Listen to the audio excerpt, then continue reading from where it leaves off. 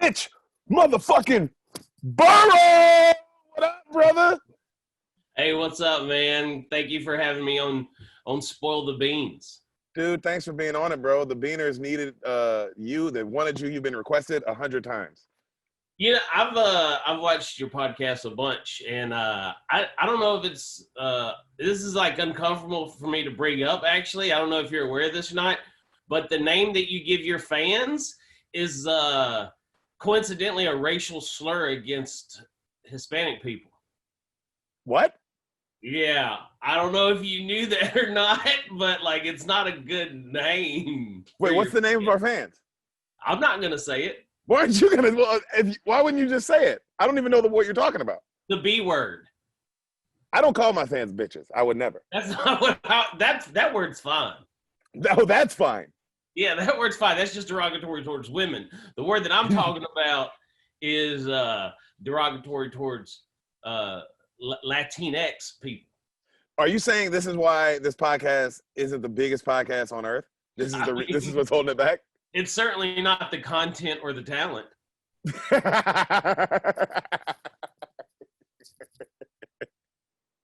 That hurt my feelings. How you been, bro? Where you at? Where you at right now? I'm in Los Angeles. I'm at my girlfriend's place. Ooh, apartment? Yep. I am also at my girlfriend's place. Yes, that rich house.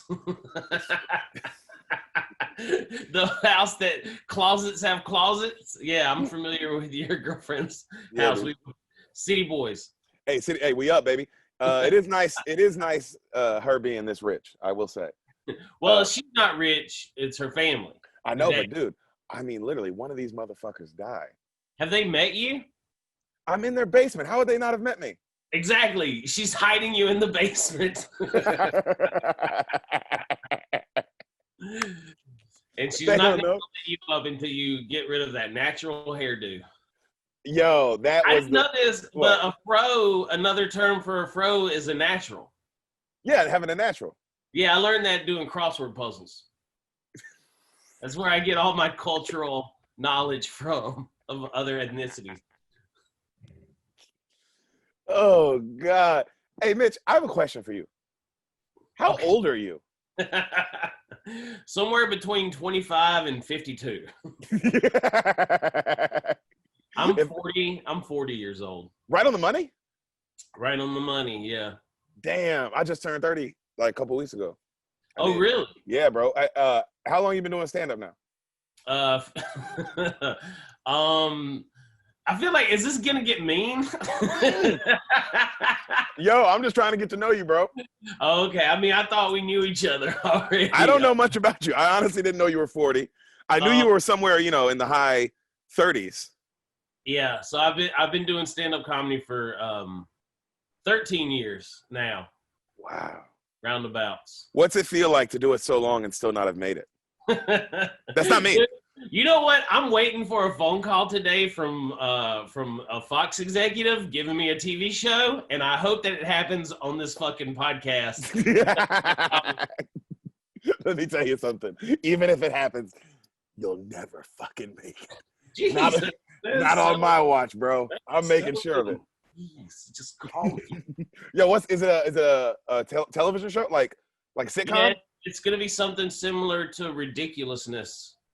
But you would be good for that. But instead of having like a female rapper and a DJ as the panel, it's like a panel of comedians. Okay, but the same style of the same idea. We play videos and then make fun of the videos. That would be actually you would be good for that. Yeah, I mean, I think so. Tell them. It's like, I'm just waiting on them to call me and confirm. Hey, the contract's ready. That kind of thing. Yo, when's the last time you've gotten up? I did stand up. I mean, I headlined some shows in Ohio 2 weeks ago, I think.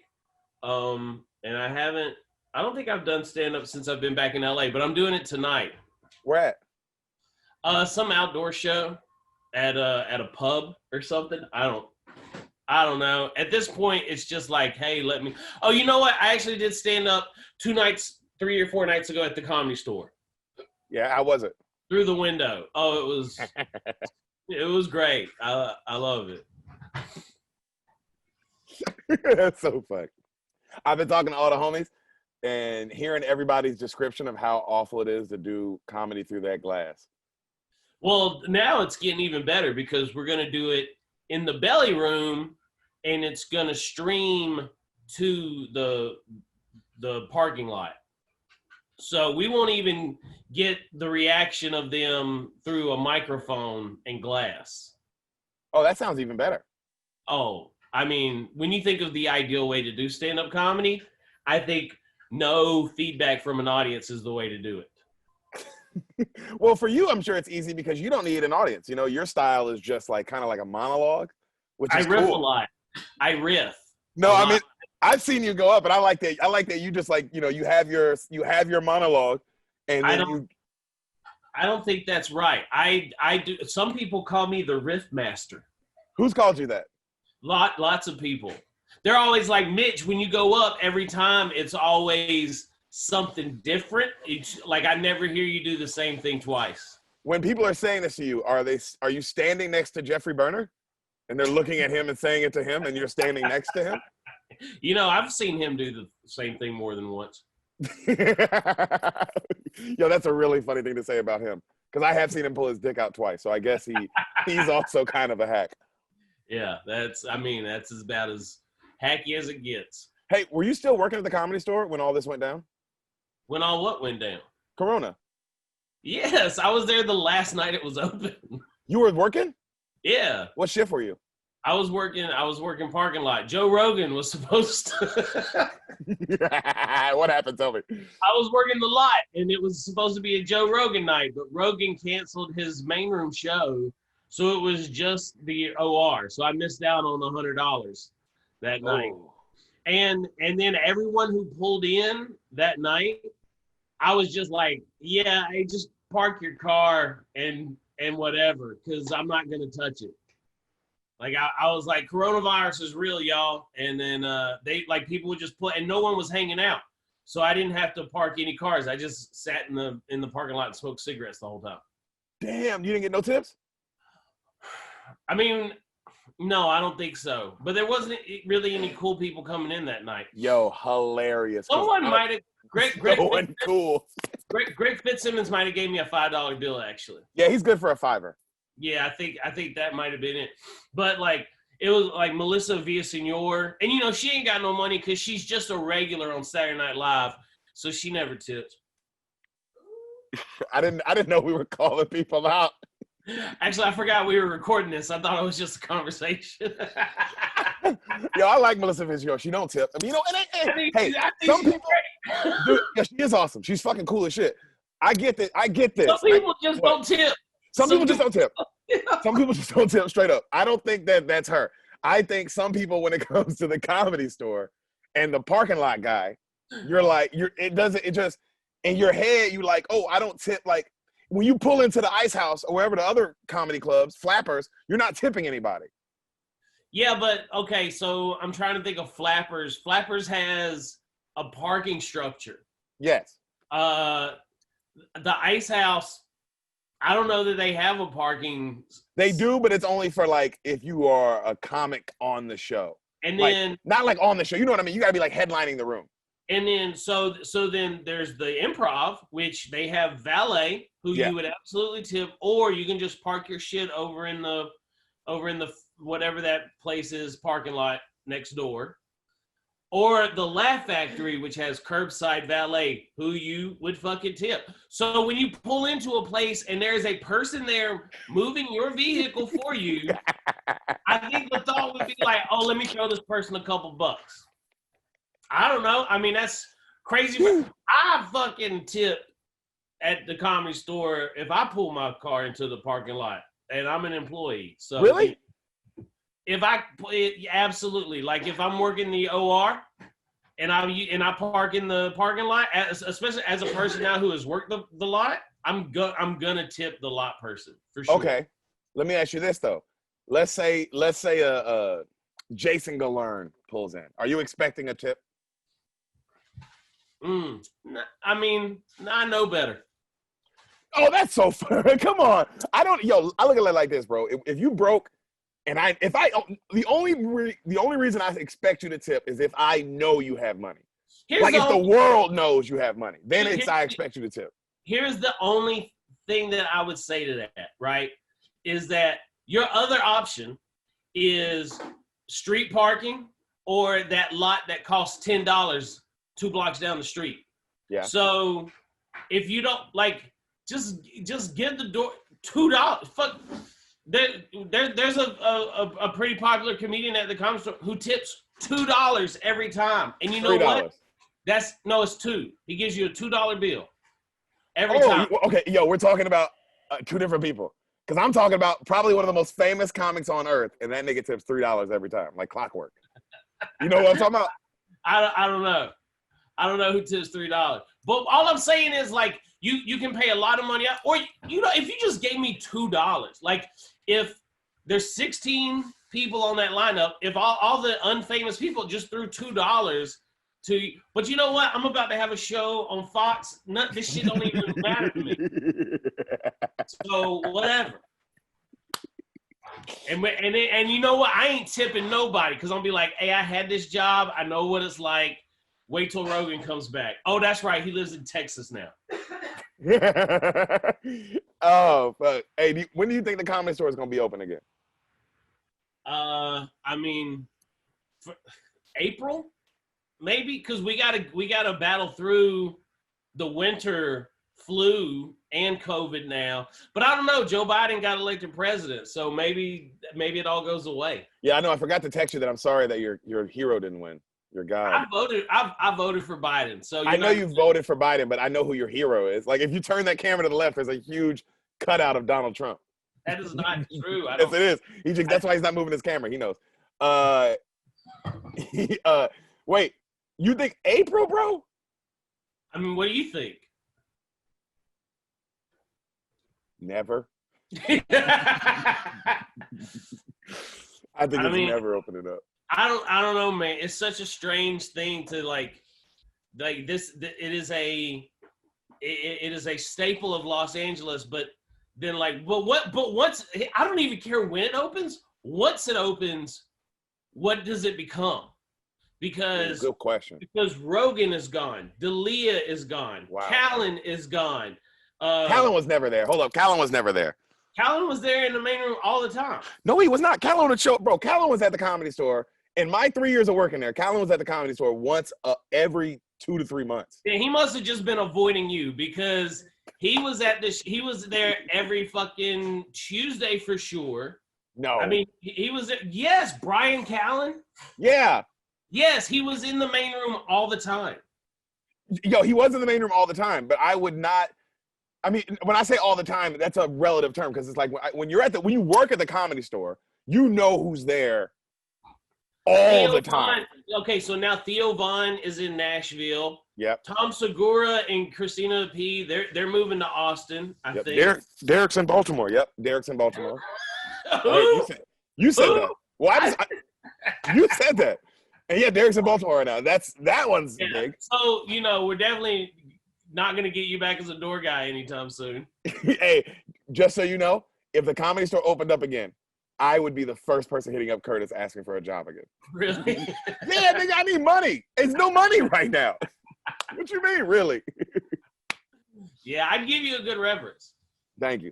Luckily, I mean, Shaw paid great, so we saved all that money. Like, we have a bunch of money saved, but dude, eventually I'm going to need income.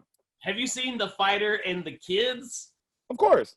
It's him and Chappelle Lacey and Malik now. Yeah, you're saying that like this is new, bro. Yeah, they've been doing that for months. I thought he was going with Josh Wolf for a while. I mean, I don't know the details. I'm saying, but I know that's so sad. That I don't know the details. Why would I know the details of Fighter and the Kid? I've never done that podcast. Such a huge part of it. I would have thought that it would have been you as the oh well. I think people forget, bro. You know how many messages I get of people saying shit like that? Of like, man, why aren't you on Fighter and the Kid? And it's like, yo, I've literally never been on Fighter. Oh, that's right. You was King of the Sting. I was like, I had nothing. I didn't know Callan like that. You know what I'm saying? I didn't know that podcast like that. Theo hasn't been canceled yet, so they're not replacing that one. Yo, you said yeah. You said yeah. And I realized as soon as you started laughing. You said yeah. I'm not implying. I'm not implying that Theo. I like that you're hedging your bets though on who you think's gonna get canceled next. I don't think Theo will. I don't think Theo. No, because Theo left his. The only thing Theo ever did was drugs, and he's done with that. You know, he got sober. So I mean, you can't cancel someone for being. I don't know what the word I'm thinking of. Drug addict. Neurotic. Oh. Like you can't cancel someone for being neurotic. Nah, you can't. That's true. You can't cancel somebody. That's the only thing Theo has now. Like he's not like a crazy sex fiend. He's not on drugs anymore. He's just a little neurotic and like, oh well. Yeah, it's not bad. Cut to tomorrow, we find out he's been like fucking. He's got bodies buried underneath. Yeah, just like 100 baby bodies. The reason he got that big ass BMW was for all the trunk space to hide bodies. And we're like, oh shit. You know what? Maybe we don't know anything. No, I bro, because you lived in a different part of the Comedy Store that I never kind of took part of. I would say, and tell me if I'm wrong here. Okay. The Comedy Store past 12 p.m. is not the same place. From 7 p.m. to 12, and then 12 to 3, it's a different building. You're talking because I was a drinker and a drug user. Yes. I was there in the hours that you weren't around. Yes. Yeah, and at a different point in my life, I did some things. What'd you do? Just for some fun shit. And yeah, like it turns into a whole different kind of like before midnight. It's corporate. It's like yes. Oh, it's the big Hollywood hangout. And then when midnight hits, then it like gets a little seedy. And there's women whose dads weren't involved in their lives. They start showing up. A lot of that. And then there's guys who are like ready to like take advantage of that, you know, and then drugs. And then there's lots of drugs. So, yeah. What's your craziest night at the Comedy Store? Could be anything. Could be comedy related. Could be alcohol and drugs related. What's your like best memory? Well, why is crazy and best? Because I'm assuming. I mean, I doubt your best memory was a boring ass like, oh man, I worked. What's his name? I worked John Campanelli's show in the Belly Room. Like, I doubt that's your craziest night. It wasn't like the best or crazy, but the night where I was like, okay, I'm part of the family now. Was I had this girl there with me, and I took her to the VIP bar. And we was just back there having a drink by ourselves, just the two of us. And she like jumped on top of me and started like aggressively making out. And then the manager, Jody, opened the door, walked in and was like, oh, my bad. And then just turned around and walked out. And I was like, all right, I guess I can do this. Yo, I'm in. I'm in this place. Allowed. So all you got to do is be funny. But Jody had a couple of moments for me because there was another moment where he had some friends in from Houston, and he was like showing them the lineups that were printed out so they could like pick which show to watch because of comics that they would like. Yeah. And I was actually cold opening as a door guy. And one of his friends saw my name on the lineup, and he was like, oh, Mitch Burrow. I've seen a bunch of his stuff online. I want to make sure that I see that show. And then Jody was like, made sure to like let me know, like, hey, my friend is a fan here from Austin, Texas. And I was like, that's kind of cool, man. Yeah, that's hard. That was a cool moment. That's hard. I know that was before your TikTok fame. Mm-hmm. Yeah, but before and now that's all over too. Why is that over? I don't like it. I quit doing TikTok. Why? It was working. Why would you stop something that's working? I was just like, I don't like horoscope stuff, and that's what I had to do. I just got, oh, that's so funny. Aries, you know, the moon's shifting or whatever, so you gotta watch your back, especially when it comes to Geminis. Like, okay. Yo, what the fuck are you talking about? Exactly. I didn't know. I didn't understand what I was saying. Yo, that's but it was affecting people, dude. That's the part that I was like, I'm a fraud. all those mentalist people who are like, I'm sensing a J. Is there someone close to you, a John, a Jeremy, a Josh? Okay, they're talking to me now, and they want you to know that it's okay, that everything you did was okay, and then they get an emotional response from her, and then they charge them $10,000 for talking to it. Like, I don't know how somebody like does that kind of shit. It like just pretending to do horoscope stuff made me feel bad, and to know that you were doing it for free on TikTok. Yeah, but to know that there are people out there who are like spiritual guides, and none of that shit's real, but people are paying them thousands of dollars. Like, I was just like, ugh, this is it's nasty. That's so fun. Also, you know what I think is funny about TikTok is if something hits, if you do get something to go viral, you have to keep doing that. Oh, Hassan gotta fucking put the phone around his untrimmed beard. Yo, and he can't shave. He can't cut his. He has to just live like that.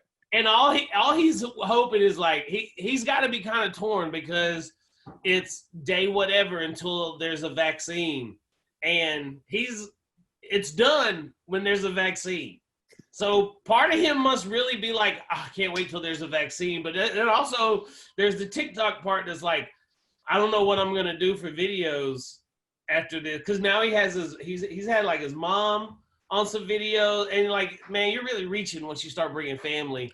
Yeah, well, because then you're trying to go viral. Once you start bringing family in, it's like, yo, I will do whatever the algorithm tells me to do. Yeah, that is what's dangerous, bro. That's why I'm scared to do anything. I'm scared to have any video like that where it's like, oh, this is the thing I'm gonna do to go viral on TikTok. I like posting, just like the sketches. I like posting shit that's like, bro, it is what it is. I mean, what I was hoping would hit, I did like a redneck thing talking about women with crystals charging under the moonlight. That's what hit. Yeah. But what I was hoping to hit, I was doing like redneck Romeo stuff where I was like talking about like dating apps, and so it would have just been like a bunch of good content. And like that just never hit the way that the astrology stuff did. So I was just like, you know what, fame ain't worth it. Yeah, fame isn't worth it, Doug. That's why you're trying to get that Fox show. Still waiting on the call. Hadn't hit yet. Hey, do you go out for commercials? Hold on, I'm checking my email. Mitch, it's not gonna happen. I mean it. Don't say that. It's not gonna happen. I love you to death. It will not happen. Isn't that fucked up about Hollywood? Nothing's gonna happen. And you know, it's like, because of course you're like, no, something's gonna happen, but deep down you're like, yeah, that's gonna happen. You know what the fucked up part is? What? Is that I've said this to a couple people. Right now, there is a line drawn in my destiny, in my fate, where I either have like $1,500 to my name total forever, for as long as I know now, or $250,000 a year. Like, that's the line where I'm at now, and it's all just like waiting on the phone to ring. Just one call does it all. That's it. You know what I hate too is like, because of this COVID shit, bro, you have to make it pop some other way. Like, because it used to be like, man, you could do stand up and the right person sees you doing stand up, and then that happens and this happens, and like, and your stand up can kind of get you to where you need to go. Whereas now, bro, the game is, what else can you do? Yes, you podcasts, YouTube videos, social media shit. Yeah. Like, how can you bring the audience to us? That is now what they are saying. Yep.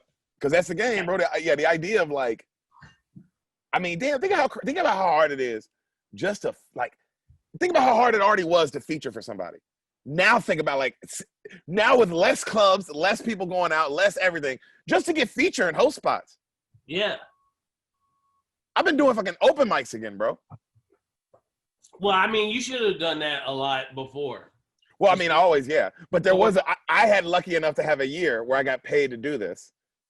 And it was pretty goddamn nice. Yeah, I mean, you and Hassan, y'all had a good gig going for a minute. About a year and a half, man. And COVID, then that shit happened on the plane to us, bro. We were on the plane to Atlanta. Ain't that a bitch? On the plane to Atlanta. Yo, before I get on the plane, we're arguing with Shab, talking about how, like, nigga, there's no way your show is happening. There's no way your show is happening. Because everything was shutting down. We were like, yo, there's no way. And he goes, oh, I'm telling y'all, bro, it's going to happen. It's going to happen. And then nigga, what happened when you got there? Landed. Your phone's on airplane mode. I cut my phone on airplane mode. Like 10 missed texts from Shab. Bro, they just canceled the show. I don't know what's going on. Call me when you land. And that was it. That was it. Told you? Yeah. Oh, yeah. But you can't say that to the nigga that's paying. You just got to go, damn. Damn. Well, who could have called this? It was funny because, like, I remember, like, that last night at the Comedy Store. You know how when Don Barris would get up at, like, 1 o'clock in the morning, you just start interacting with him and the audience if you're a door guy, just because it's and I was drinking heavily. I was getting fucked up, and there was just this dude that every time I would say something to Don Barris, he would just start giving me $20 bills. And he probably gave me like $140. God, I missed that, bro. And Don started like trying to stop him, and I was like, Don, tonight's the last night that we get to do this for who knows how long. So, you should probably just let this guy give me some money. Damn, and that was the last set at the Comedy Store? That was the last night at the Comedy Store, and then it shut down for 2 weeks, and that was 8 months ago. For 2 weeks, bro. This is a long 2 weeks. Bro, this is the longest 2 weeks of my fucking life, dog. And and it wasn't just the Comedy, it was the government. The government was like, let's all just stay inside. I kind of like some of these people who got to go back to work. I'm very envious. Oh, extremely. Even if it was a job that you didn't like, the fact that you're there again is just, your life has continued on in some matter. Yeah, and that still to have some kind of sense of security. Yeah, dude, I don't know what I'm like. Me neither, bro. All my friends who are like, this is what's crazy too, because I've been doing it 10 years now, and so most of all my friends have also been doing it that long, and all of us are like, I don't know. Yeah, I mean, when I went on the road and I did some paid shows in Atlanta, and then I headlined a club in Dayton, Ohio. The week that I went to headline that club in Dayton, Ohio, they were like, Ohio is now experiencing the highest rate of COVID cases that it's had the entire time. And I was just like, but I mean, I gotta make this money. Yo, you gotta let the show happen. I have to make this money. The show must go on. So, and then I remember like walking through the room with my mask on and like not taking it off until getting on stage, but like looking out at the crowd in Ohio with no one wearing masks, regardless of whether they were eating or drinking yet, inside this building. And I was just like, y'all are really trying to fucking kill me right now. It just was like, they don't care. It was like, no wonder the numbers are up. Y'all just don't, y'all ain't gonna believe this is a real thing. Man, what are they supposed to do though, bro? They gotta go. What are they supposed to do? What are people supposed to do? I don't know. I'm an idiot. So I don't have the answers. Me too. I mean, wear a mask. Hassan, he wears a mask all the time, no matter what he's doing. He's wearing a mask no matter who he's around. Man, that nigga is still going out and doing stand-up, bro, and touching microphone. We all ain't shit. So get the fuck out of here with your bullshit. Like, nigga, are you going to the grocery store? Then you're fucking out. Like, there's no way around this. With the mask on. Yeah, but who's touching the grocery? Who do you think stocked them? Like, what do the people think is happening? Poor people. You're right. That's gross. Ugh. Yeah. Ugh, I forgot about that. Poor people are disgusting. Everything is supplied to us by poor people. So we're all going to die. Yeah, it ain't rich, fancy niggas with Purell touching stuff. It's broke-ass people who are in the slums doing like I love think only rich, fancy people can afford Purell. Yeah. Yes, darling. Some sanitizer. Hold up. Do you think poor people are constantly buying Purell? Yeah. No. First off, they're buying whatever. They're buying like pure grade, like some knockoff shit. They're buying the stuff that smells like tequila. You know what I'm talking about. And it's 99 cents. Although, like, I never noticed it before, but now all of a sudden, all hand sanitizer smells like bad tequila. Have you? Yeah, it smells like really bad alcohol. Because they let all the distilleries were like, we can make hand sanitizer for you because all the assholes bought it on Amazon to try and resell it. So they started doing that, and then every time I don't like tequila, so every time I do it, now I'm just like I can't use hand sanitizer. I'm gonna die. Damn, Mitch. Well, you're definitely not gonna make it in comedy. So thanks for doing this podcast for me, bro. I really appreciate it. Why would you have me on? What do you mean? We're friends. If you think I'm not gonna make it, why am I here? Because I'm generally your buddy. Sorry. Just gonna check my email one more time, just to bro. See. Check it one more time, just before we get going. I want you to make sure. Actually, while you're doing that, let me pay a bill real quick. Let's pay the bills. Beaners, I got to pay the bill, bro. We got a sponsor. Hey, Mitch, do you like football? I love football. You love football?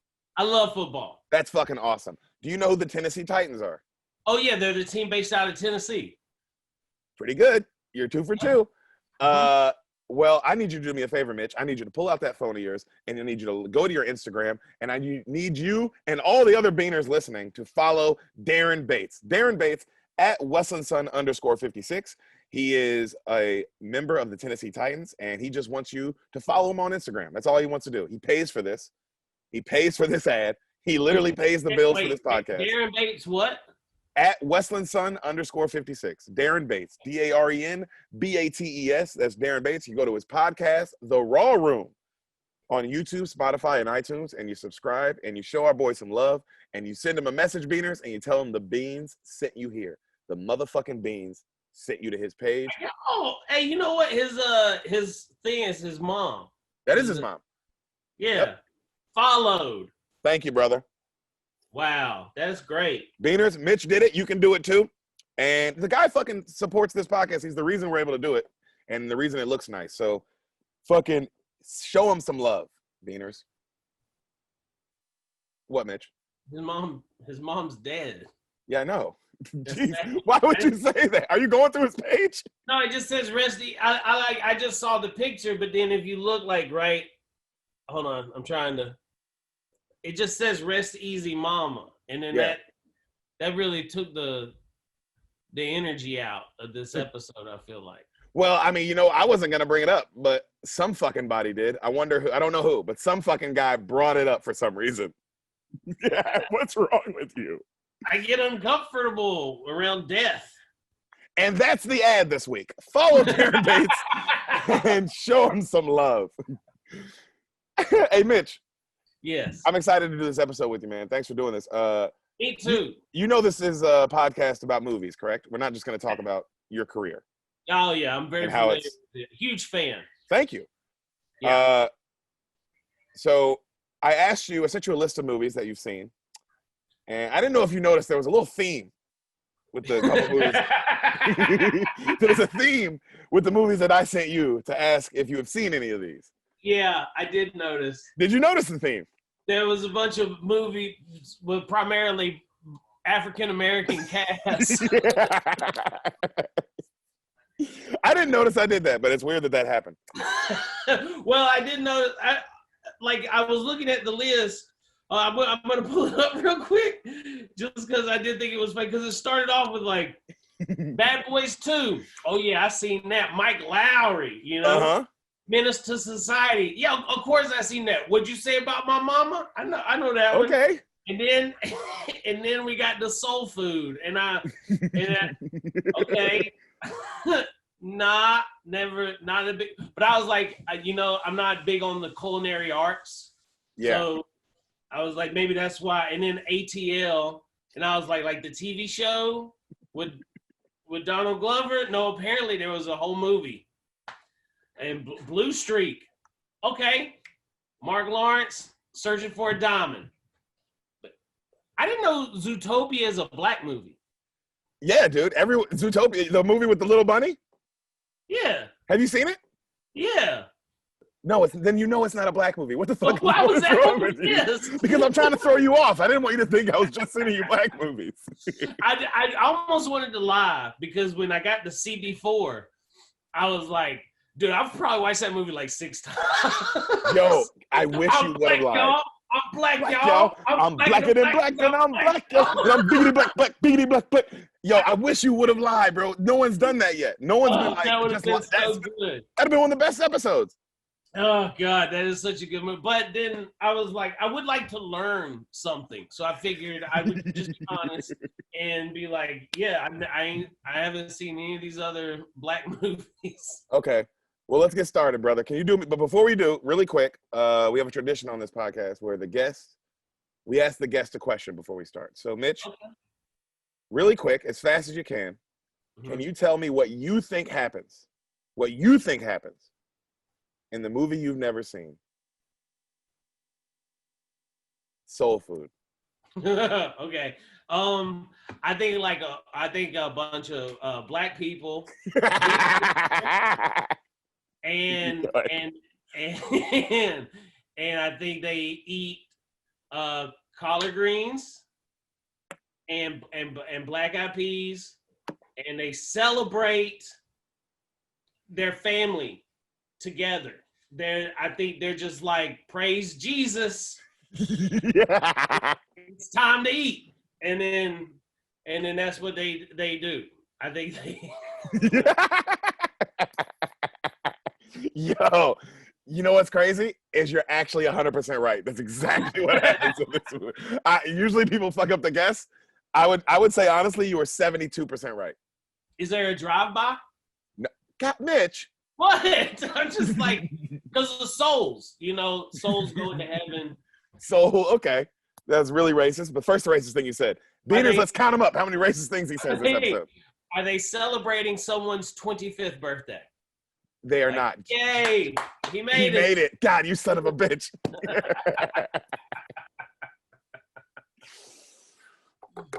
Movie starts.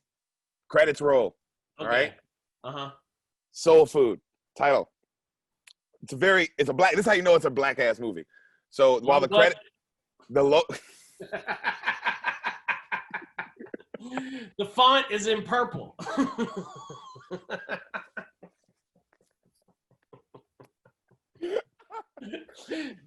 You said the font's in purple? AC and JoJo sings the theme song. Yo, they do! It's Boyz II Men. It's Boyz II Men. It's Boyz II Men. Okay. You were right there. You were literally one click off. So Boyz II Men singing and how do I? It's that song. Sing. I? I'm not kidding. I'm not kidding. You guessed that right. So this is how you know it's a black ass movie. When the movie starts with pictures of the family. Just like, you know what I mean? Like old Polaroids of the family and shit while the credits are rolling. And you hear a little narrator. It's like a little. And there's no dad. Dude, you haven't met the family yet. I'm just guessing. You can stop now. That's over. Now you just take in information and you tell me what you feel about it. Oh, okay. My bad. Who plays the dad? We haven't met the family. There's actually a couple of niggas that play the dad. Oh, Jesus Christ. Why are you going there? I don't mean that she's a whore. I mean that there's multiple families. Got you. I'm excited to hear about this movie. Limit your racism to once every 5 minutes. I'm not being racist. misconstruing my guess because I'm just knowledgeable of the culture. That's all. All right. So you hear a narrator. It's like a young kid, right? And he goes, man, my grandmama said family pulling together makes us all strong, right? And you hear him like talking about how like family together is all good and shit. And he goes, this is a story about my family. But where should I begin? Right? And you see, how about Aunt Bird's wedding? So you see a wedding. Everyone's there. Big ass wedding. All these black people, right? Big gathering. Plates of food everywhere. And he goes, let's meet the family. The family is mainly 3 sisters. Okay? Okay. That's like the 3 leads of this movie. 3 sisters. 3, oh, dude. Yes. That's exactly right. Yeah. 3 sisters. All right. Sisters with voices, SWV. Good job. I like that. They're also on the soundtrack. So one of the sisters is Vivica A. Fox. That's the narrator. She's very hot. She fucked 50 Cent. She did. She licked his butt. She licked his butt. I remember that was a big thing because he was like, you didn't lick my butt. And then eventually he was like, shut up, bitch, you did lick my butt. Wait, was she trying to talk shit about him being like, 50 Cent ain't shit, I licked his butt? That doesn't work. Like, you licked his butt. If I was 50 Cent, I'd just be like, yeah, bitch, you licked my asshole, whatever. Like, you're a dirty little slum bucket. Thanks. I appreciate it. Whatever. So that's one of the sisters. She is pretty hot though, especially this is like 2001. Oh yeah, I think 2000. She was gorgeous. Yeah, this bitch was bad, bro. I'm curious now what year this movie came. Oh, 97. So she was definitely hot. So she's one of the sisters. You know who Nia Long is? Nia Long. That name sounds very familiar. You ever seen the original Friday? Yeah. The main girl. The girl who hooks up with like the girl he fights, but like the main girl. Hold on, I'm just gonna look it up. Nia Long. She's fine as hell, bro. Nia Long always been bad to me. And she was Will Smith's girlfriend on The Fresh Prince for like a season. Was she the one that had like the weave and the contacts and like they get locked in a storage compartment? No, but that's a great episode. And that was actually I think that was the girl from Martin. Yeah, that was her. China to whatever her name is, but she's great. Yeah. Gina. Okay, I see a picture of Nia Long though. Okay, I know who that is. Okay, look at you. Yeah. Knowing black people. I'm proud of you. Yeah. So they're at the wedding, right? These are the 3 main sisters, okay? But wait, it's Vivica Fox, Nia Long. Who's the other one? Oh, and the other one is just a black girl. I don't know. You wouldn't recognize her. She's not like a famous actress. Okay. You know what I'm saying? But Nia Long is the baby sister. They ran out of money on the budget.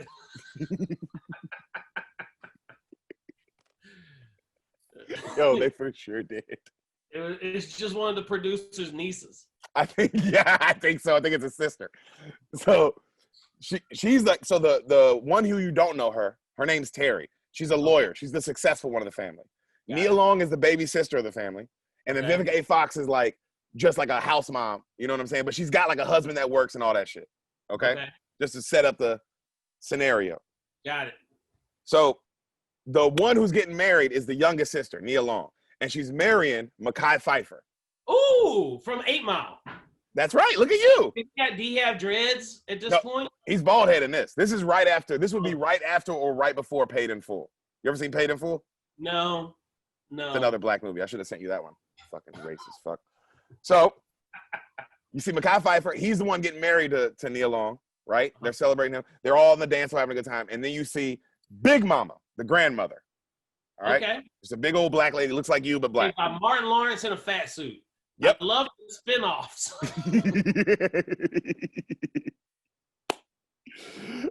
So you see this light-skinned nigga come to the wedding, and he starts talking to Nia Long, and he's flirting with her, right? Kind of like just like a little too close. You know what I'm saying? Hell no. Hell no.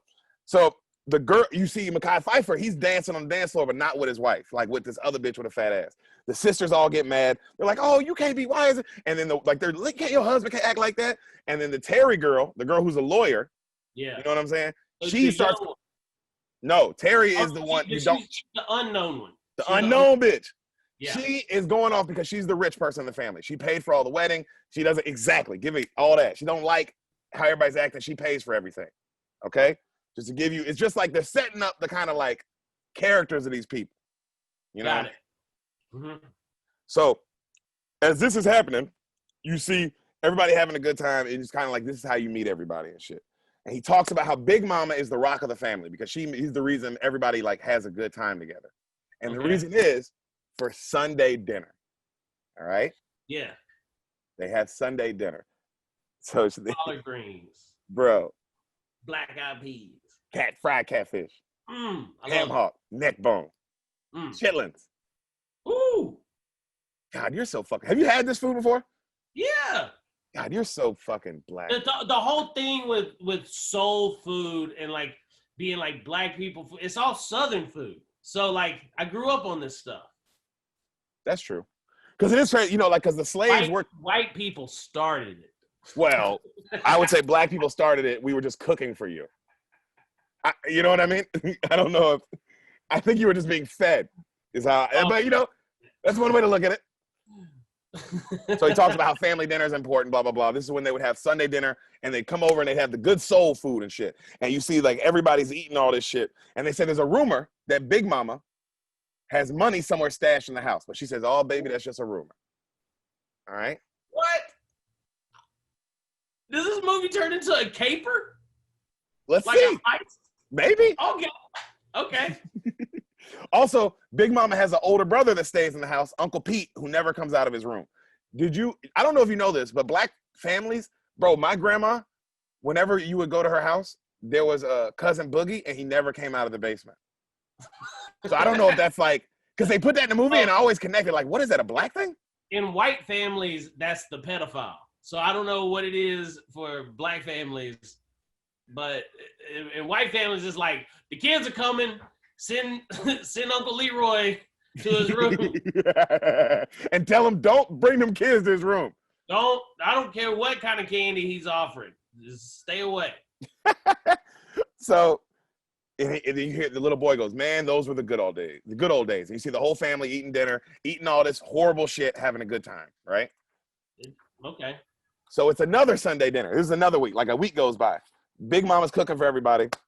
And, you know, she says how soul food comes from the heart and all this shit. Bro, as they cook, they're cooking. The sisters are all cooking in the kitchen. And you know, they're arguing about money and like how the rich lawyer girl is like the one like supplying everybody with money and she's sick of it, blah, blah, blah. Bro, as they're doing this, the son, like the little boy, he comes in and he's trying to help out in the kitchen and he puts a towel, a dish rag on the stove. And Big Mama's like, boy, you can't put no... Yeah, she's like, boy, it'll catch on fire. You'll burn the house down doing that. While she's saying this, she burns her whole arm on the stove. Oh. Right? Like real bad. And they're like, Big Mama, you burnt your arm. And she's like, oh, baby, just give me some butter to put on it. And they're like, Big Mama, you can't, butter's not going to help this. And she said, it ain't nothing my old herbs and butter can't cure. And then the family goes, what about diabetes, Big Mama? And then everybody's like, because that actually is a problem in the black community. Yeah, did you not figure that that's what this movie is about? They call it the sugar. They call it what? The sugar. You got the sugar. You got that sugar. That's what they say. That's what they call diabetes in the black community. You should know that. I do, but it's funny to hear you say it. You got that sugar. Yeah. Old Deric might have to lose his leg. He got a bad case of the sugar. Yeah. So the little boy says, he's like, man, I didn't know much about diabetes then, but I was sure about to find out. Right? Oh, no. So they're all sitting for dinner. This is sad. I thought it was just like watching black people eat. This movie sounds way more intriguing than. You thought this was just an episode of Chopped, but like in Baltimore? Yeah. Is that what you thought this was? Well, no, I thought it was based in Atlanta, to be honest. So, yo, the sister, like they all eat down for dinner. Hold on. I'm sorry. I hate to. I don't know if you can hear it or not, but there is a horny cat outside the apartment right now. Yo, I kept hearing something. I didn't know what the fuck it was. Trying to get fucked or getting fucked. Imitate. Hey, do an impression of the sound. It's just meow, meow, meow. It's just over and over, and I'm like, I'm trying to hear about this movie with black people eating dinner. Like, just relax. Thank you. This movie was made for you because you're a big white man who really enjoys black culture. Yes, very much. Yo, so the reason Vivica A. Fox and the sister who is the lawyer, they fight all the time, you find out is because Vivica A. Fox's husband, the father of the boy who's the narrator, right? Right. He used to date the Terry girl, the other sister, when they were in high school. Wow, okay. And the sister fucked her dude, like cheated on him, like, and then they ended up getting married. Ugh. But you gotta let that go eventually. Because at a certain point you gotta be like, damn, I guess they were meant to be. They've been married for like 10 years. They have 2 kids. It's like she's pregnant, Vivica A. Fox. Also, it was 10th grade. So like get over it. I think so too. You went to college and shit. Like you should have met somebody else by now. So while they're arguing, I have dated black women, and No, you haven't. They are not known for letting shit go. So I mean, the movie is at least staying true to what I know of certain stereotypes, for sure. Facts. So right then, while that's happening, a cousin comes in. They're like, oh, Cousin Faith. Cousin Faith comes in, and she's this bad bitch. Like, she's fine as hell. And all the women are like, oh.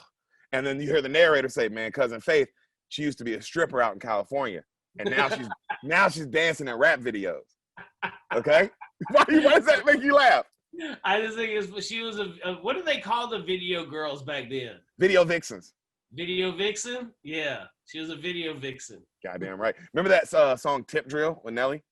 Yeah, with the slide the credit card down the crack of the ass. Dude, I used to jerk off to that thing so much. Okay, I didn't need to know that.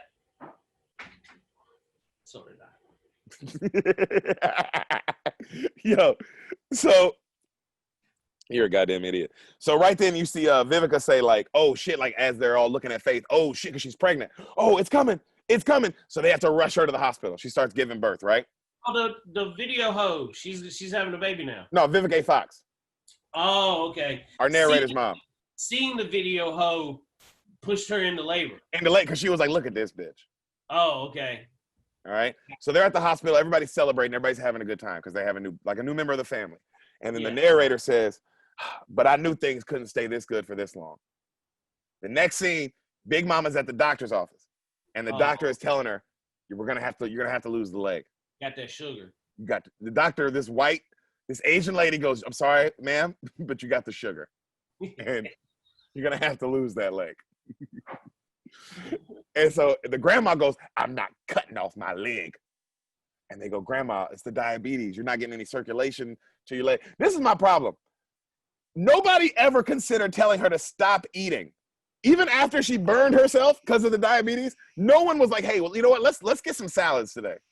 Yeah. Well, I mean, I think the concern should have been when she go, let's just rub some butter on it. Butter ain't good for everything. Yo, Paula Deen acting bitch. Relax.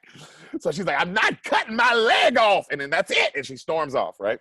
You know, I can see this Big Mama character being like, Paula Deen might be a racist, but she knows about butter. So I still watch that show every day. Hey, so remember I said there was a light-skinned nigga flirting with Nia Long at the wedding? Yes, with Mekhi Phifer's fiance. Yes. Right? So that guy comes in to her salon. She has a salon. And he comes in and he starts flirting with her. And he goes, hey. And light-skinned dudes, bro, man. Okay. Calm down. Hold on. Okay. The way nothing works than a light skin. I like how it's not racist if you're talking about light-skinned niggas. Good is just fun. Just you.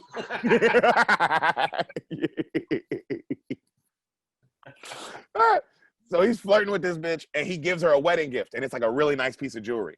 And he's like, I know your broke ass man fresh out of jail can't buy you shit like that. Oh, wait, Mekhi Phifer's fresh out of jail? He's fresh out the joint. You let that part out. You find out here. Okay. What, you don't think that's fine? I mean, you know, everybody deserves a second chance. Thank you. So Mekhi, speaking of him, he loses his job this day because he lied about being a convict. and his employer found out and they fire him. So now he needs another job. You have to put that on the application. That is true. They ask you if you've ever been arrested for any kind of felony or anything. You have to put it on. It's best to just be upfront about it.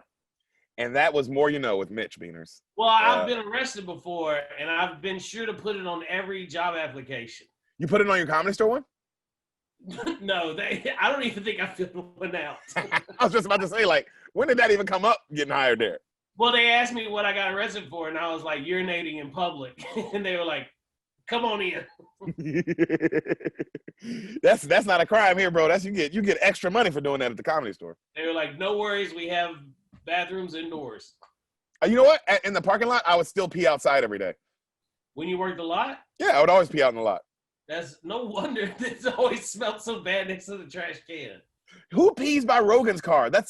You don't pee by the trash cans. You pee, in the back where the van is, that little tucked away corner. You can pee right there. Now the problem is I know you're telling the truth. This is very upsetting. Yo, the only reason I knew it was cool was I saw Richie doing it. And Kurt. I seen plenty of niggas pee over there. I was like, oh, well, if the bosses are doing it.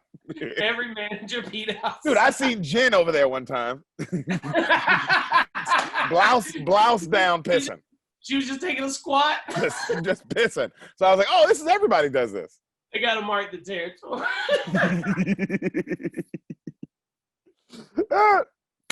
So the narrator, our narrator, he goes and eats dinner at the rich lawyer's sister house, Terry, right?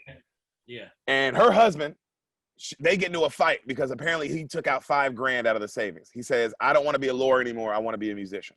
And I want to put $5,000 into my music. Okay. And she's like, that's stupid. Terrible idea. That's what she says. She goes off on him. That's the dumbest shit I've ever heard. You're never going to make it. That's dumb. Put my money back. I had a really good job that I left so I could pursue being an artist, and it is not working out. So you gotta stay where the money's at. This guy is a fool. What about your Fox call? My phone did ring while we were talking, but it was just my dad, so I didn't answer it. Yo, this is the most fun I've ever had on an episode. I'm not gonna... Your failures make me really happy. Anyway, failure yet. We keep going to the movie. So finally, while that's happened, we find out the Faith cousin is living with Terry for the meantime. She's staying with the lawyer cousin and all that, right? She's staying with her. So that's just so you know. The Faith is staying with Terry, okay? Okay. So Big Mama agrees to have the surgery. She said she's going to fucking do it. She's going to let him cut her leg off. Pop the leg. She said, pop it off, baby. Fuck it. As she does it, the doctors come out and say, oh, shit, there was a problem. She had a stroke during the surgery. Oh, man. This is very emotional. Now she might not recover from what should have been. I mean, it's a very invasive surgery, taking off a limb, but we didn't think we were going to lose Big Mama. Hey, man, we ain't lost her yet. She just had a stroke. She's got another phone call, but it's potential spam. So, are you sure that's not them? Yeah, I'm sure it's from. Sorry. No, go ahead and answer. It's probably them. How funny would that be if it's just a credit card offer? Hello, Fox. You've been selected for 23%. 23% with APR down.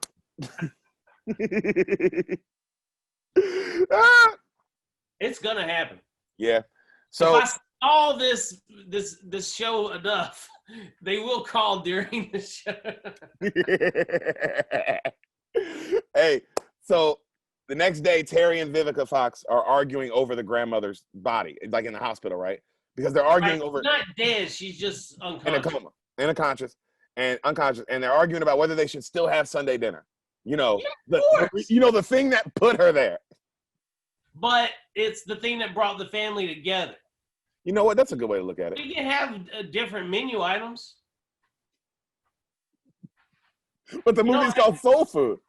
I get that, but it's really about feeding the soul, not the belly. So, that's fast. I just feel like there's different things. Maybe we substitute some mashed potatoes with mashed cauliflower. You know what? That actually does sound pretty bomb. Cauliflower go hard, bro. With hot sauce? You can make anything. You can substitute anything with cauliflower now. That's like the magic thing. Yeah, it is. I'm on a keto subreddit, and everything's called. I mean, I don't do it, but I read what everybody else is doing. Yep, you're not doing that. So Big Mama's unconscious, and Vivica Fox and Terry. Not Terry. Terry's the lawyer. Yeah, the unknown bitch. Right. So they're arguing about, this is what Big Mama would want. And exactly. But just put Big Mama where she's at. Yeah. Yeah. Well, it's not that. But that's pretty good. Actually, you know what? That's perfect. That was the scene. You did it. That was exactly what happened. And then so they're arguing. And they're like, well, I think we should have chitlins and mac and cheese and ham hocks. And some of the family's like, yeah, because they're all fucking retarded. Yeah. The woman is literally like, as they're arguing about neck bones. Sounds like Darth Vader. Yeah, she has the thing on. So they get into a huge argument, and then the one sister's like, fuck you. And they're like, fuck you. And they leave. All right. They ended up not having Sunday dinner that night. Breaks the tradition. First time in 40 years. Tradition broken, dude. Heartbreaking. Really. Pretty heartbreaking. I think so too. So Terry tells her husband, because he's got a performance that night that she can't go. Because, he's trying to do the music thing. Right. And she's like, I'm not going to your shitty, like, no, you can't, like, fuck that. And he's like, well, I think I'm going to do it full time. And she's like, literally, that's the stupidest shit ever. She's a lawyer. She's a lawyer. Yeah. He's also a lawyer, so that's why she's mad at him. But his heart ain't in it. His heart's not in it, dude. Got it. You've been there. Oh, yeah. I made hundreds of thousands of dollars as a manager for Boeing, but my heart wasn't in it. So now I get to do your podcast. And how many thousands of dollars do you make now? I have about 1,300 to my name. Oh. Not 1,300 thousands of dollars, just $1,300. That phone call should come any minute now. Hey, oh, dude, hey, I 100% believe they're gonna call. Anyway, back to the movie. When they're asking me who I would like to have on as guests, yeah, none of you deniers of my talent and greatness will ever be invited on that. I can't wait to be the first person you call. So that happens. She argues with the guy. He says, I'm gonna go perform on my show. He goes to perform. The faith cousin goes to watch him, not the wife. The one that was a stripper. Oh yeah. And she's like, damn, you're really good. And she tells him how great he is and all this shit. What does he do? Which instrument? Piano, keyboard. Got it. Is he singing too? Singing, but he's a background singer, but it's his group. Like they're like the Miles something, but he's the background and the keys. Like the Supremes or something. Kind of. Yeah, got it. Is that the only black thing you knew and you said it? Like hold on, what's the one? Shit. What's the one with Bobby Brown? Oh, fucking for New Edition. Yeah, like New Edition. Yo, that makes me laugh so hard. So, focus, man. We're almost. So. What? Can you see me? Because I don't know what happened to my page. Yeah, see you. You're fine. Okay. Yo, God, you sound 40. Can you see me? There you go.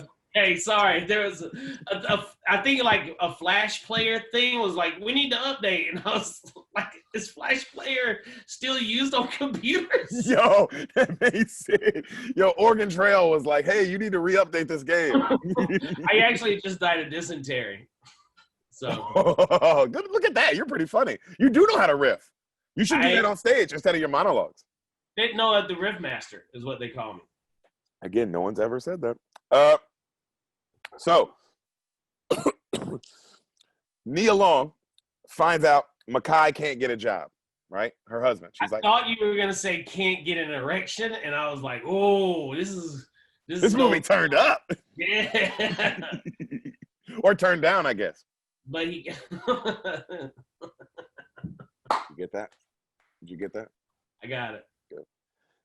So he can't get a job. Can't get a job. You see, the husband of no. So you see Nia Long go talk to the light skinned guy, and and she flirts with him to get her husband a job. And he's like, "Well, what you gonna do for me?" And she kind of like smiles. You can't. Dude, that's what you gonna suck this dick and I'll get your husband a job? Get out of here, nasty. Wait, is that a bad wife? Yes. So wait, if your wife sucked the penis to get you that Fox job, are you mad?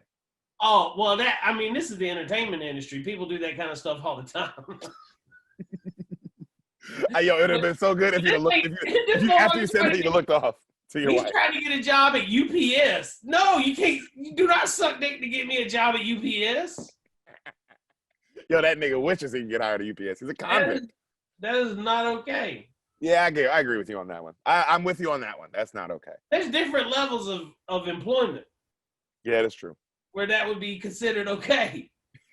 Well, Mekhi gets the job, and he comes home, and she's already in lingerie, and he's like, I got the job. And she's like, I'm so proud of you, and then she fucks the shit out of him. All right? Oh, good. Good for him. Everything seems smooth so far. So he goes to the new job, and he's working, and everybody likes him at the new job. The light-skinned guy who got him the job comes up to him on his lunch break, and he's like, yeah, man. Congratulate him and be like, hey, welcome to the team. He says that, and then he says, you know I got you this job, right? And he's like, oh, thank you. I appreciate your help as family. He goes, no, he should have said that. Instead, to his boss, he says, what do you mean? And he's like, oh, well, me and your wife go way back. He said, man, me and Cola used to have good times. He goes, who's Cola? He's like, oh, Cola, because she had that body shaped like a Coca-Cola bottle, What? You're not on, I thought you were on the side. Why is he saying it like that? What do you mean? That's a conversation. Don't talk about my wife's body type. So you also wouldn't like that? No. Okay, well, yeah, Mekhi Phifer doesn't like it either. He gets up and he beats the shit out of the guy. Side here, I gotta be honest. Well, he beats the shit out of the guy. Well, okay, he might have took it a little too far. Well, he took it there. So just because the guy was like, Cola, we go way back. He's like, even you saying it like that, if you'd have said that, like if you'd have been like, oh, me and Cola, and you're talking about Sam, my Sam, but you go, oh, me and Cola go way back, and then I go, what? And you go, because she's got that body. Yeah, I think we'd have a problem. Although I did start this interview off by saying, oh, like me and Sam didn't spend months making out in the hardcover. Yeah, I didn't like they used to make out with my girlfriend while y'all worked a minimum wage job. But we were making like tips. So the tips make it not minimum wage. That's for damn sure. But here's the thing. So what? Go ahead, give it to me. All this guy did, the light skinned dude, all he did was be light skinned nigga. I did not say that, and that's what you meant. Go ahead. I did not. That's what you meant in your heart. That's what you meant in your head and your heart. No. He goes, I got you this job. But is he the boss? Yeah, he's the boss. So yeah, you got me the job. You're the boss. And then he's like, but I did. So what he really was saying was, your wife got you this job. Yes. Or your fiance. And he's like, what you mean? Oh, me and Cola go way back. And then he's like, because of that, we called her Cola because of that ass. Yeah. And then he just swung on him? Yeah, he beats the shit out of him. I think he overreacted a little bit. I think so too. I didn't think at first, but now when you put it like that, I think so. I think if he would have just been like, hey man, I understand that you and what was her real name? Nia Long. No, the character. I don't worry about things like that. Okay. Well, he could have been. Her name's Bird. Her name's Bird. Bird? Yeah. This bitch ain't got no normal names. Wait, one of them's named Terry. But I just mean like her name's Bird or Cola. Well, that's her name. No, her name is Bird. Right. That's her name. So I would have been like, hey man, I understand you and Bird go way back, but I'd appreciate it if you don't refer to her that way in front of me. As a man, I'm just asking you, man to man, don't talk about my wife's figure. Yeah, And I think they could have had better. like an adult, respectful conversation.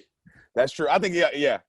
Because what it leads to is not good. So he literally goes from there, beating that guy's ass, goes to his wife's salon, slams the door and breaks the door, grabs her, glass door, grabs her, throws her in the back, and starts, "You can help me get a fucking job?"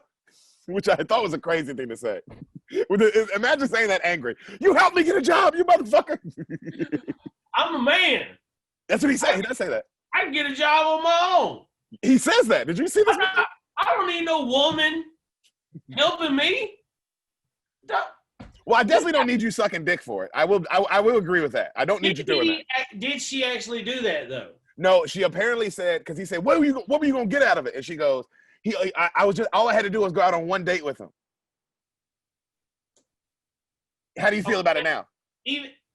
I mean, I'm also like, no, don't do that. Wait, or don't do it, or you don't, or Makai don't. She don't do that. Okay. No. Don't go out. You're engaged. You don't go out on a date to get your man a job. Now he's a cuck. Ooh. You know what I'm saying? Now he's got. I mean, I do see some of the thing. Unless he was pimping her out, then that was his choice.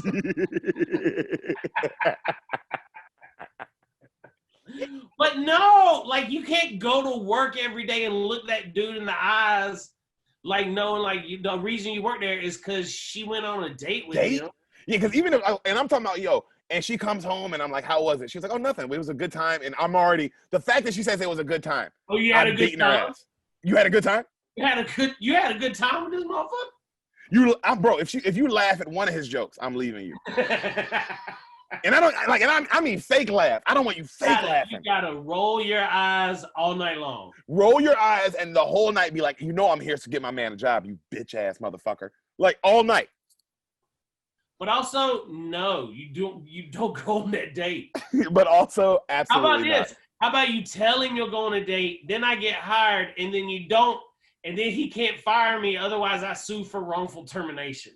And I own that fucking company. Wow. Now, you know what? That is why there wasn't any white guy in this movie, because nobody was thinking like a corrupt son of a bitch. This guy, he was using his heart and the soul food that made his heart go. I tell you what, I'll sue you and everybody here. I'll own the goddamn business when I'm done. Cola that, motherfucker. How about that, mister? I'll tell you what. Cola? That's a pretty good. So he goes off on his wife and he slams he leaves, right? And she starts throwing up. That's how, like, it messed her up. She starts throwing up real bad. Pregnant. How did you know? She's throwing up. That doesn't mean that you're pregnant. Yeah, it does.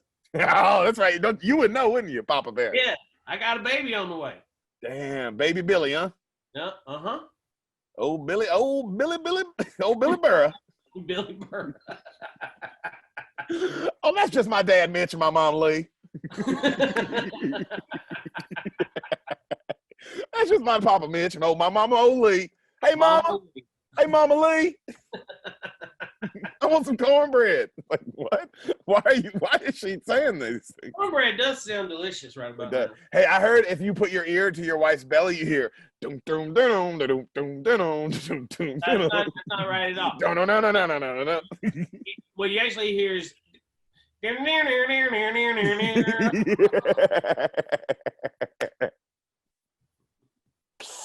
oh God. Okay.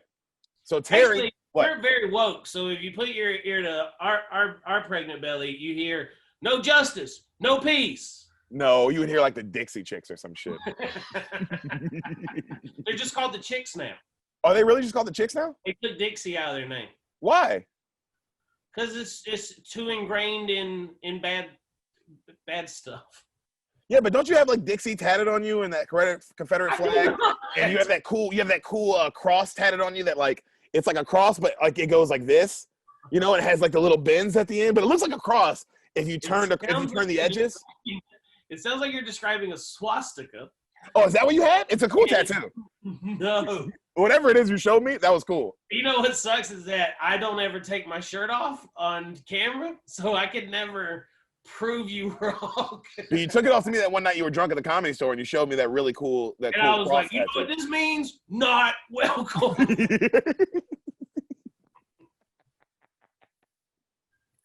Have you seen that movie? Yeah, I have seen that movie.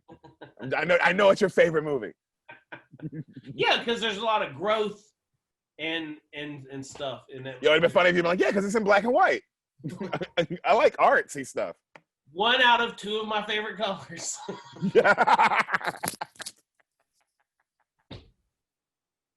Yo, you actually are kind of funny. Maybe that Fox show should call. I told them not to, but hopefully they do. Hopefully they'll listen to me. Stop looking at your phone, bro. They didn't call. Or maybe they're going to call in like 30 minutes. Anyway. So Terry, her sister, is there at the salon when all this is happening. And she thinks Mekhi Phifer put his hands on her sister. So she calls her other cousins. He kind of did. He kind of did. No, I mean, no, he never put his hands on. Like, he grabbed her and, like, yelled, but he never, like, did anything. I bet she got bruises on her arms. What is up with you, and why do all black men beat women in your head? That's not what I'm saying. That is what you said. That's exactly what you just said out loud. Nah, that ain't right. Look at that hair, dude. You look like a fucking Nazi. Oh, that's pretty hot. Hold on, I'm trying to get it to. There we go. Damn, bro, you'd be on Impractical Jokers if you just let your hair out like that. You look like one of those guys. Except, not wealthy and successful. So Vivica Fox thinks Mekhi Phifer put his hands on Bird. One of the unknown sister does, yeah. Oh, the other one. Okay. The one with all the money. Terry. Yeah, she does. Terry. And she calls up some cousins, and they come to beat Mekhi's ass. Ooh. Right? Okay. So they find him at a bar, and one of them takes a beer bottle and smashes it over Mekhi's head. Okay. And Mekhi eats it. He eats it, and then beats the shit out of these niggas. Hell, because he spent time in the joint, man. Yeah, bro. You think you can't? A beer bottle's gonna stop me? That he got shivved like multiple times, I'm sure. It was a fucking Budweiser. It's not even like an IPA bottle. Oh, that's weak glass. Imagine getting busted with one of them IPA bottles, bro. That would hurt. That would take you down a notch. But Budweiser, that's like sugar glass. Yeah, Budweiser. I think that's what they use on movie sets. Speaking of sugar, what's going on with Big Mama? Oh, we'll get to Big Mama, bro. Don't worry, we're almost there. Okay. So I'm on the edge of my seat. I know you love black women and their diabetes. So I tried to get my grandparents to rent this movie multiple times, and they refused to. So I'm really happy to finally hear about what this movie is about. Yo, hey, Beaners, happy Thanksgiving. This comes out Thanksgiving Day. I did this for a reason. I set this all up. It's Thanksgiving. Oh, nice. So happy Thanksgiving to you, bro. Thank you very much. I mean, we're not celebrating it. Why? You can't be around people. Thanksgiving is canceled. But that's one of your favorite things because of what you guys did to the Native Americans and how you ruined them. That's not on me. I actually did an ancestry DNA test, and I have less than 1% Native American blood flowing through my veins. Oh, cool. Somebody raped a Native American in your family? Super tight. I think one of my Native American ancestors got raped is what it is. Oh, I'm sure that's how it went. Because I was born from, the woman was the one in the family that's stuck around or whatever. Yeah. So, yeah. You're a racist. I'm not. I'm sorry, rapist. I meant to say rapist. Rapist. I am part Native American. So, thank you. So why Mekhi Phifer beats the shit out of these guys? He pulls a gun out on one. And when he does, you're on parole. I know. The police show up and they say he's going back to jail for a long time. Ugh, God, man. I didn't want that to happen, but that's what happened. I hate that kind of tension in a movie. Yeah. Why I hate when a guy just keeps fucking up and he just can't get right. Yeah, like that person I don't think that person really exists. So they write it too often. I feel that. So after that, Faith and Terry's husband start hanging out at their place. Okay. And they drink.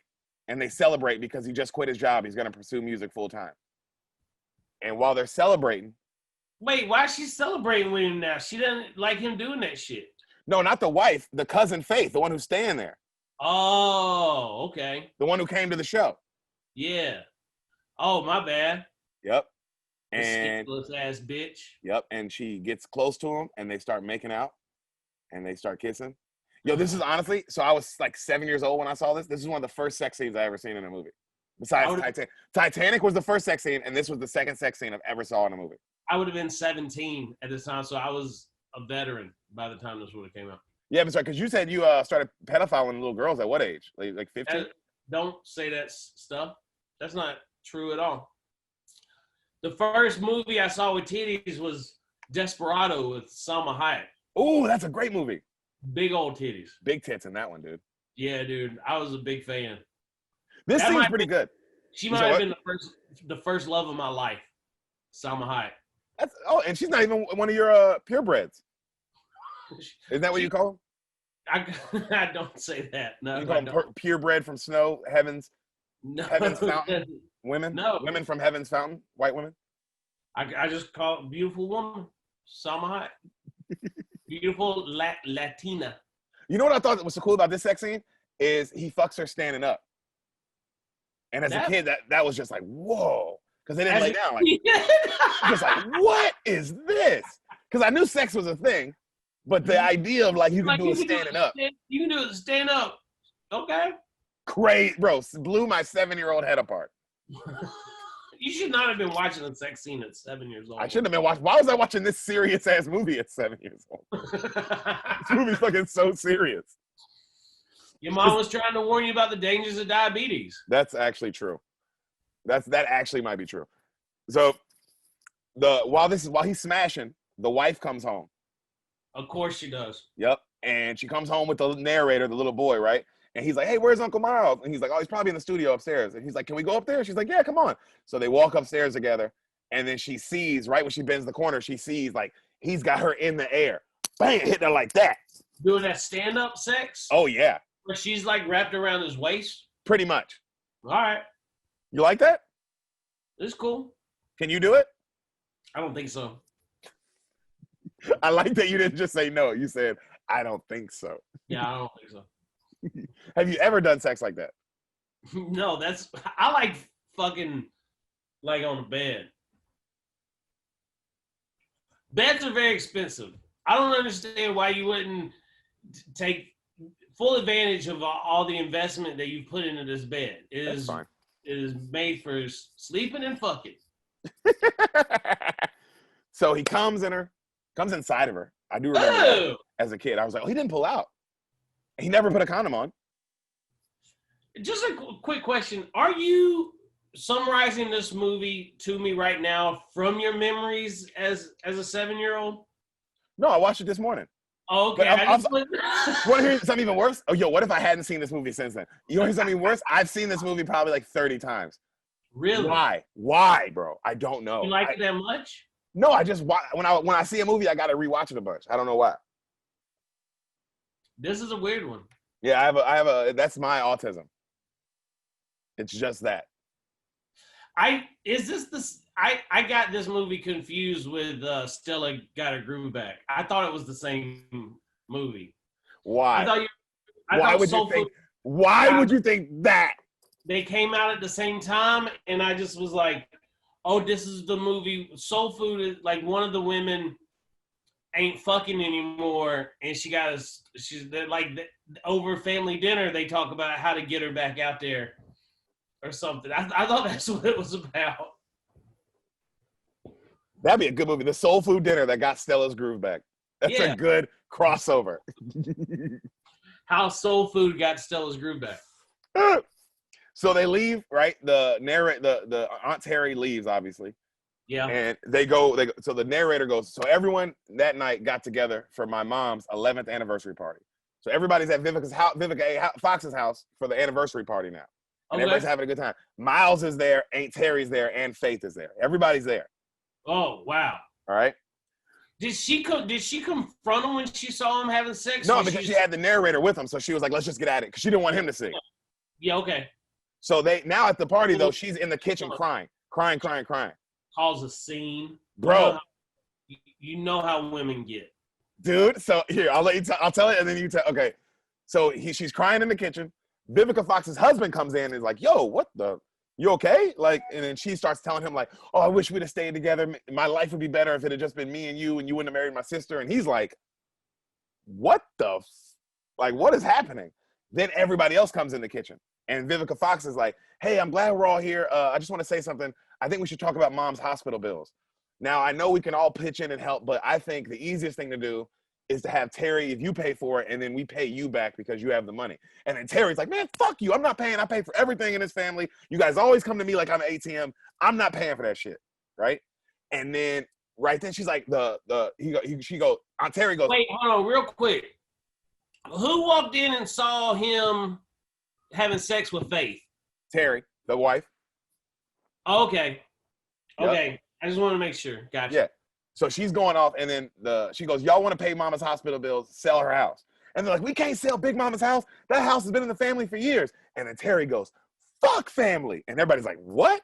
And she's like, "Yeah, family fucked my husband." And then Miles is like, "What? Oh, shit." And then Faith walks out, and they're like, "That's right. Faith fucked my husband." And then everybody's like, "Oh, damn," right? Kind of like, "Oh, this is a lot of gossip right now." Uh-huh. You know? And then the husband goes, "Hey, Terry, let's not say this in front of everybody. Let's go talk." And she goes, Talk, motherfucker." And she grabs a knife and she goes to stab that nigga. Ooh. And then she's running after him. And then she sees Faith and she tries to stab Faith. And then they have to like tackle her and get the knife out of her hand. Okay. So yes, you're right. She caused the scene.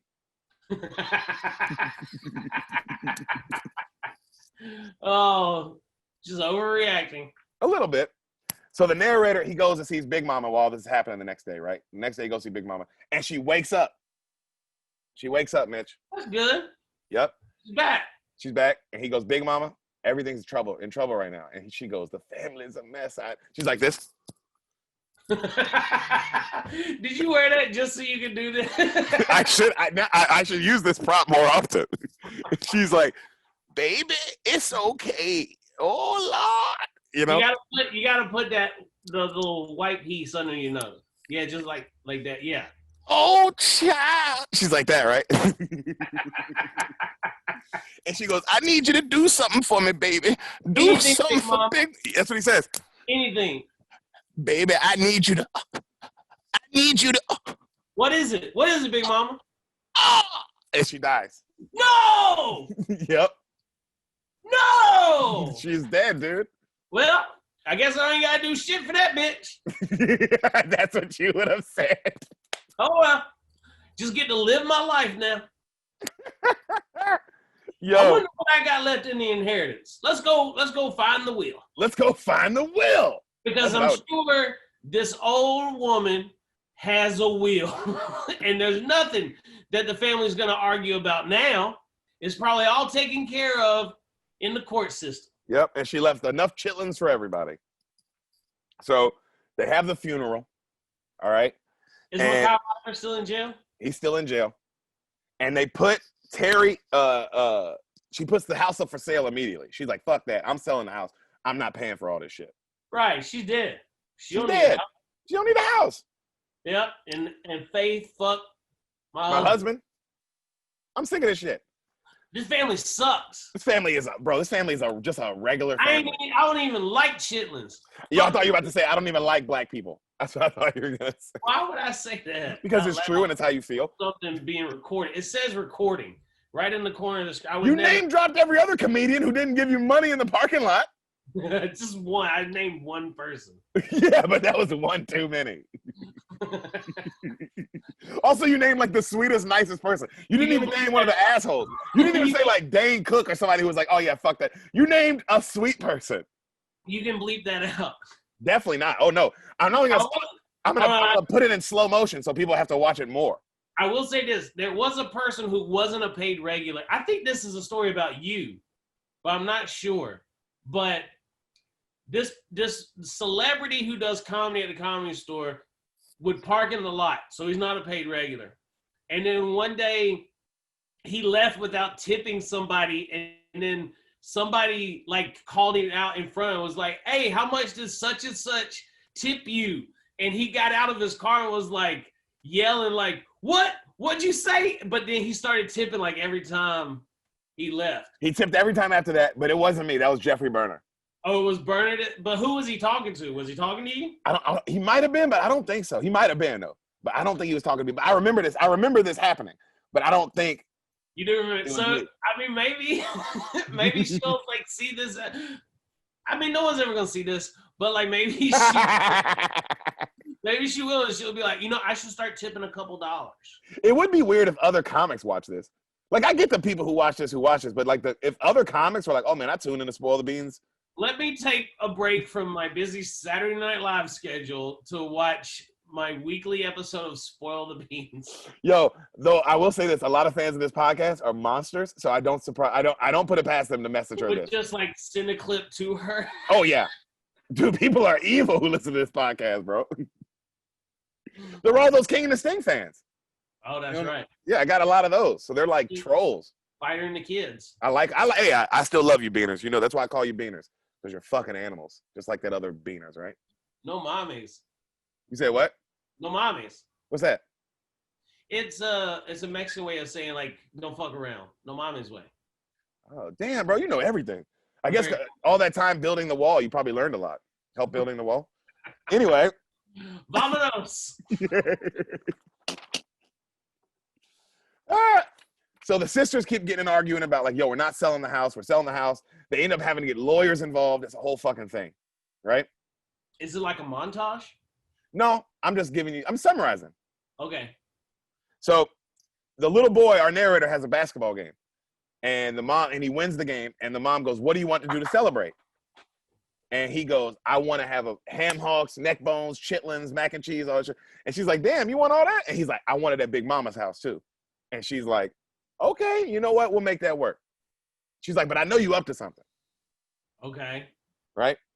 So the narrator goes and tells everyone in the family to come over to Big Mama's house for Sunday dinner at 3 p.m. because Big Mama left him all the money. What? And so now he tells it to all the family members, and they're all like, oh, well, okay, I'll come over now.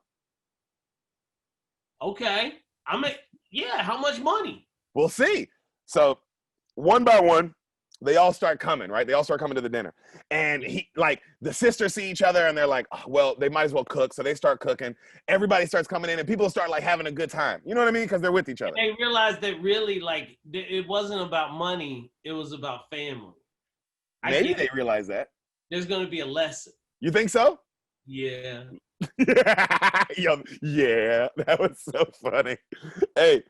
Only because I just know like systemic racism hasn't allowed Black people to accumulate family wealth.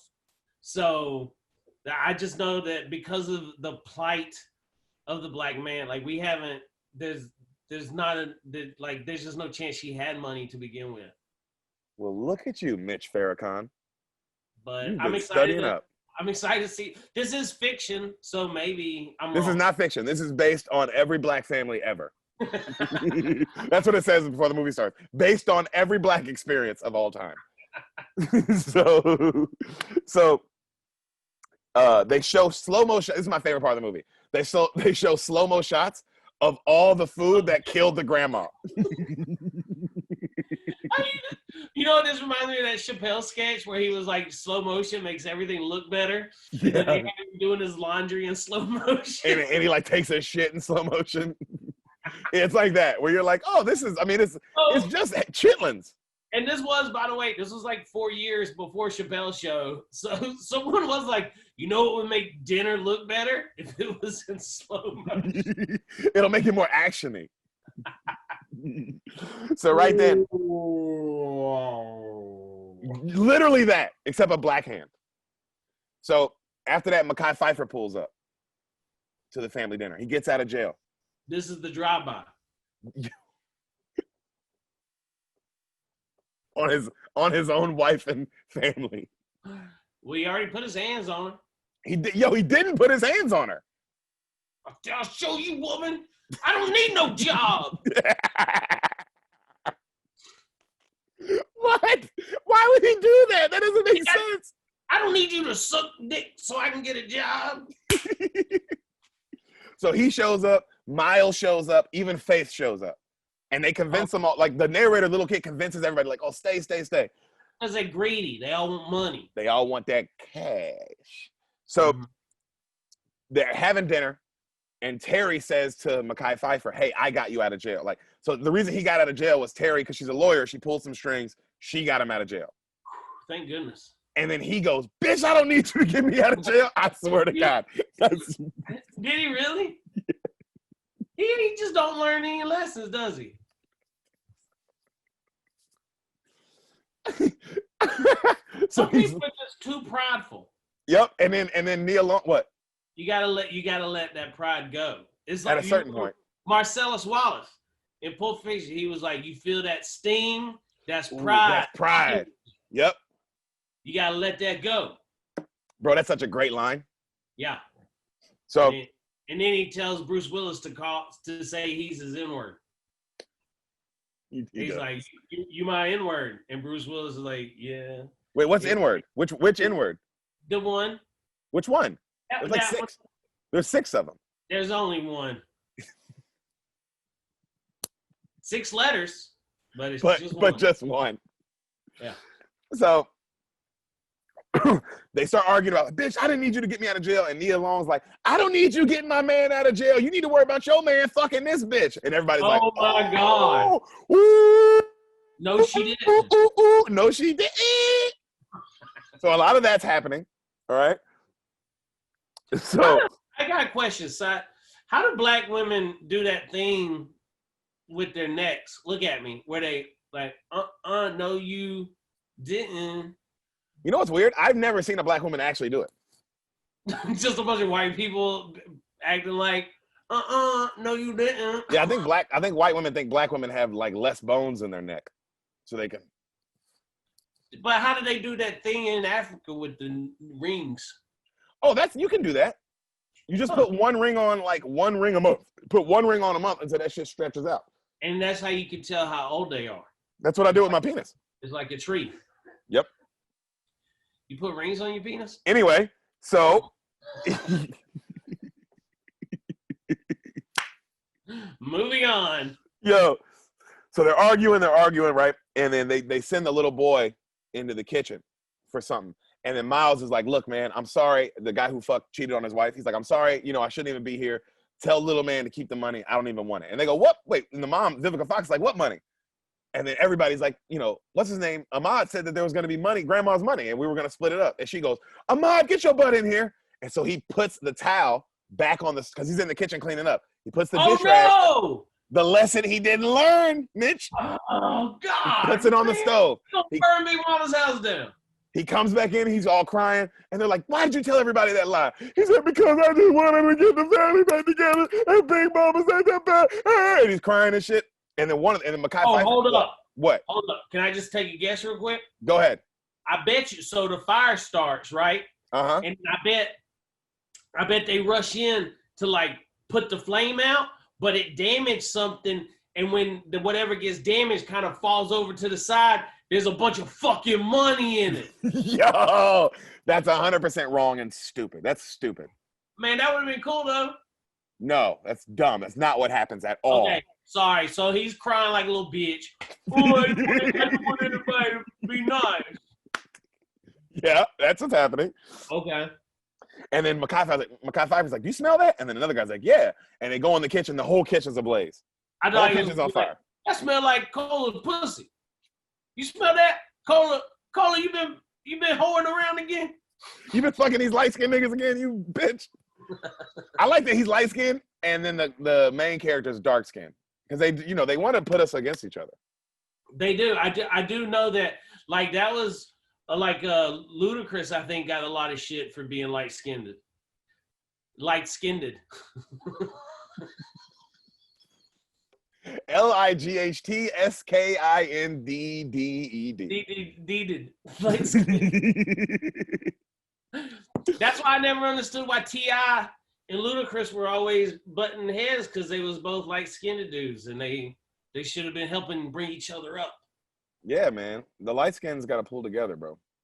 But it's only with the guys. The women don't get that because with women, it's not. You're not even light skinned. You're red bone, and that's very sought after. Ooh, got that red bone. God, dude, you are the most racist, awesome person ever. What are you talking about? That's not it's right. Everything you say is racist, Mitch. Everything. I know what a red bone is. Ooh, you got that fine ass red bone. What's wrong with you, bro? Hey, Deric's coming over tonight, bringing that girl with him. Are you talking about that old red bone? First of all, Sam's not a red bone, bro. She's just white. She's Latina. You think Sam's a Mexicano? Her last name is Lopez.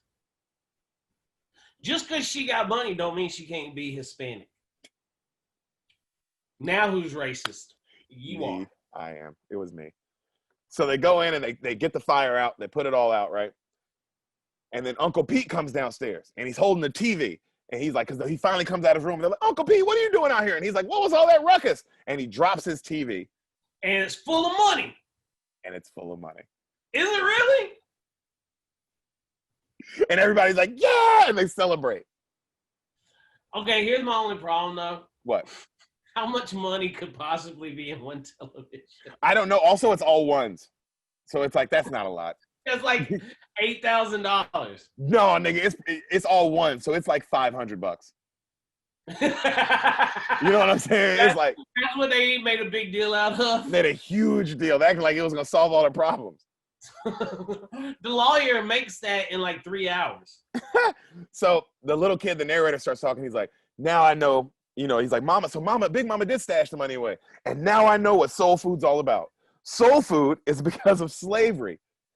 That's what he says. He goes, soul food is because slavery. And this was our only way to share love because the white man would give us this to eat. And now we found a way to make it good. And it's like, no, you didn't. The lesson of this movie is don't eat this shit. Because it kills. Also, don't fuck your family member's husband. Well, no, that you can do. But don't eat soul food. I think that was a probably big life lesson that he could have taken from that. Don't fuck your wife's cousin or whatever. Well, he goes, and we didn't lose the house. My mom and Terry are cool, or at least as cool as they can be. And you see everybody like at the Big Mama's house, like cooking and having a good time and shit. And he goes, even though Big Mama's gone, we still have soul food in our rich traditions. So soul food. That's the movie. Diabetes now. Yeah. So the whole movie is now we can all die from diabetes. Yeah, I think they missed an opportunity for some healthy life lessons. Maybe they could have had tofurkey. That's all you got from this? That's all you got from that beautiful movie? Your point. Okay, that movie was not beautiful. You didn't learn everything you needed to know about Thanksgiving? There's so many cliches involved, though, like with Mekhi Phifer, like just losing it over some shit. Like, why does he gotta be so hot-headed? Yo, who's mad about getting a job and somebody getting you out of jail? Well, I do not like that. Okay, so I don't need you to get me out of jail. Yeah. You think I wouldn't have figured it out, bitch? Oh, I guess birds suck your dick too, huh? I don't. that he definitely took it too far there. I'm totally on his side though for being upset. I wouldn't have fought the guy, but I definitely would have been like, hey, I would prefer you not to go out on a date with a guy. I'll find employment on my own somehow. Or maybe like ask somebody who's not gonna make you go on a date with them. Like some guys will just help you. I'm more than happy to accept a favor, but like don't cheat on me for it. That's fair. And that's the lesson you got from this movie? I mean, family's important, I guess, but I don't think any of them really like each other still. I think they just found that money and was like, oh shit, we all get $100 each or whatever. Yo, if that. I think if that. That's family, really. Yo. I think Big Mama's better off dead. I think she was working. I don't think it was the food that killed her. I think the pressure of keeping all these ungrateful people together was just too much on her, and it finally caught up to her. Dude, that is the best take I have ever heard about the movie Soul Food. None of these are bad. None of these are good people. And and grandma's better off dead, and she deserved it. Because now she's in heaven with Jesus. Okay, I know who likes Jesus more than old black women. That's a good point. Nobody. She is so happy with Jesus right now. Oh Lord Jesus. She loves Jesus. Did you have a good time, man? I had fun telling you. This is dope. Yeah? This is you want to do it again? Would you want to do it again? Of course. I'd love to have you back, bro. Anytime, man. You just let me know. I think my girlfriend might be breaking up with me after hearing this conversation. She's gonna be like, I never knew you was such a bad person. Well, also, first of all, I'm not like this. You bring this kind of behavior. No, come on, dude. This is the Thanksgiving spirit, baby. This is just the holiday spirit. That's all this is.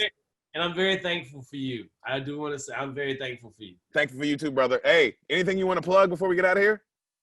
I mean, I would have liked to have plugged this show on Fox, but I haven't got the call yet. Oh, dude, I'm telling you, the moment I hang up with you, Mitch, look at me. The moment I hang up with you, they're gonna call, buddy. Thanks. Well, hang up the fucking phone. I just want to check my email real quick, and no. Is there anything you want to plug for real? The Beaners are supportive, man. They'll follow you.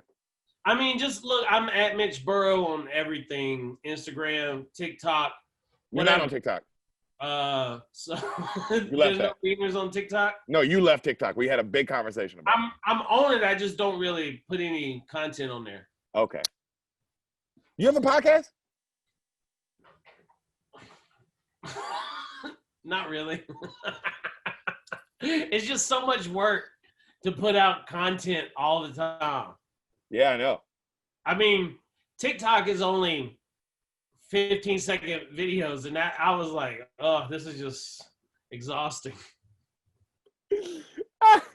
Man, hey, the podcast is a long con, bro. That's what Rogan told me, man. I will say this. I like if you like me on this podcast, just search my name on like Apple Podcasts, and then I'm a guest on a bunch of other podcasts. Hell yeah. And that's what I like. I like going on to something that somebody else has worked really hard for, and then just like I get something off of their hard work. Yep. Getting some of Craig's fans, getting some of Deric's fans, getting some of this. Yeah. I like where your head's at. Yeah, Craig Conant's podcast. That was a great one. Look at my episode on that one. Yo, you're the fucking man, bro. Thanks for happy Thanksgiving, dog. Happy Thanksgiving to you too, and happy Thanksgiving to all your fans. What are they called? I'm not gonna say it again. I accidentally said it, and I was like, hopefully you were talking over me. Yo, you're the best. I'll talk to you soon, bro. Later, buddy. Later, man. Beaners, we're out.